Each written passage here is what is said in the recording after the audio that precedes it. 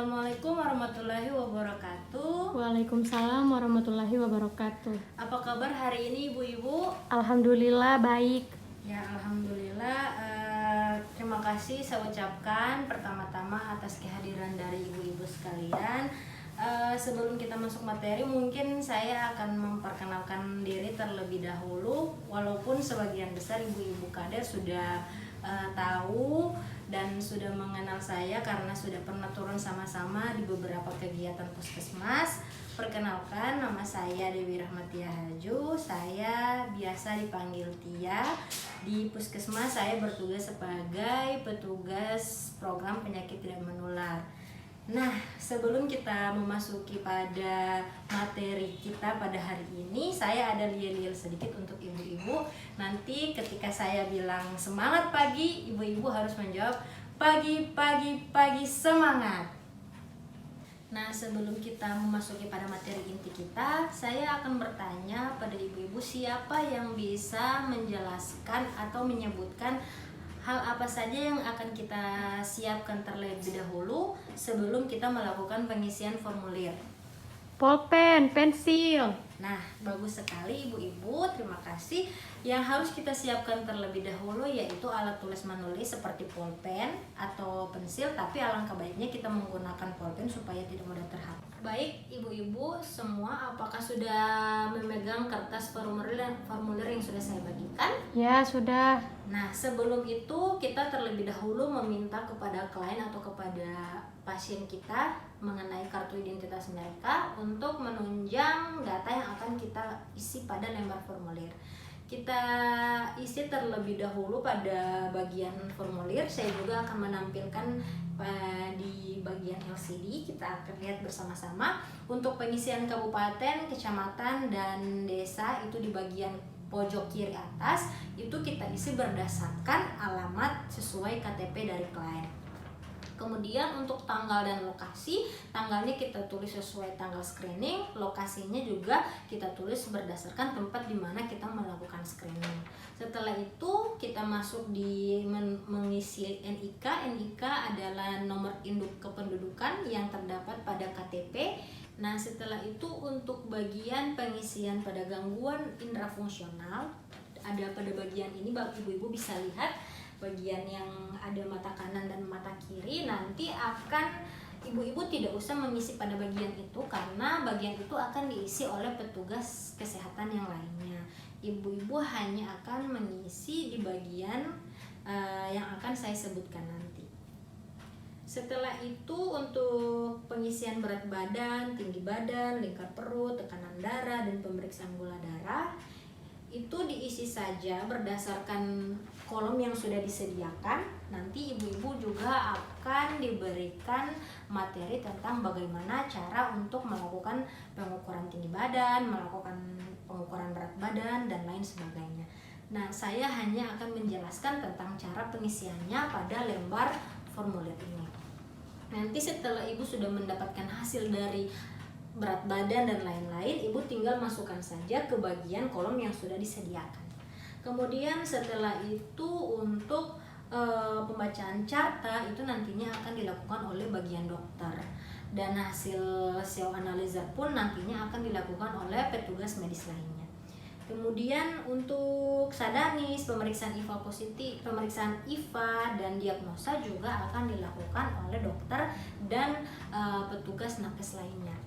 Nah, kira-kira sampai di sini apakah ada pertanyaan? Bismillahirrahmanirrahim. Assalamualaikum warahmatullahi wabarakatuh. Waalaikumsalam warahmatullahi wabarakatuh. Selamat pagi ibu-ibu. Perkenalkan, nama saya Perina Tawana atau biasa dipanggil Tina. Saya dari puskesmas. Izinkan saya kali ini untuk menyampaikan materi tentang pengukuran lingkar perut, di mana lingkar perut ini merupakan salah satu faktor resiko terhadap penyakit tidak menular. Sebelumnya, kenapa ya dilakukan pengukuran lingkar perut, yaitu karena dengan melakukan pengukuran ini kita bisa mengetahui seberapa besar kita berisiko terhadap penyakit tidak menular. Alat yang kita gunakan yaitu meteran. Dengan cara pengukurannya yaitu kita melingkarkan alat ini, tapi sebelumnya kita menentukan titik tengah perut kita, kemudian lingkarkan ini alat ini seperti ini ya Bu, seperti ini. Apabila kemudian setelah kita melakukan pengukuran, kita akan mendapatkan hasil pengukurannya, yaitu apabila nilai hasil pengukurannya untuk perempuan jika lebih dari sama dengan 80 cm, maka itu akan berisiko terhadap penyakit tidak menular. Sedangkan untuk laki-laki yaitu lebih dari sama dengan 90 cm.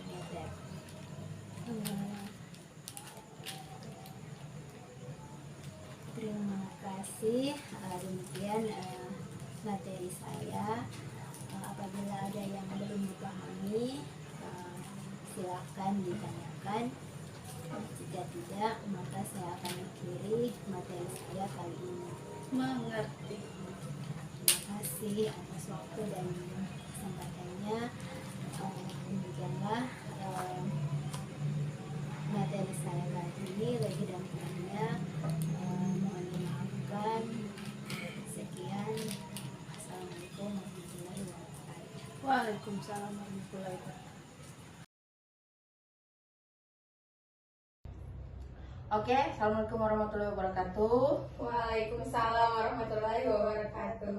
Oke, hari ini saya akan jelaskan sedikit tentang pemeriksaan indera penglihatan dengan metode hitung jari. Pemeriksaan indera penglihatan dengan metode hitung jari itu dilakukan dengan beberapa langkah. Langkah pertama itu kita harus mengatur jarak antara pemeriksa dengan yang diperiksa. Jaraknya itu yaitu 20 langkah normal orang dewasa atau sekitar 6 meter. Kemudian posisi orang yang akan diperiksa dengan pemeriksa saling berhadapan. Kemudian pemeriksaan dilakukan pada tempat yang tidak gelap. Kemudian pemeriksa maupun yang akan diperiksa tidak boleh berada pada sorotan lampu supaya penglihatannya tidak terlalu silau ya. Oke, kemudian langkah kedua yaitu yang pertama dilakukan itu mata yang diperiksa mata sebelah kanan, kemudian mata kiri ditutup dengan telapak tangan, kemudian selanjutnya dilakukan pemeriksaan yang pertama pada mata kiri.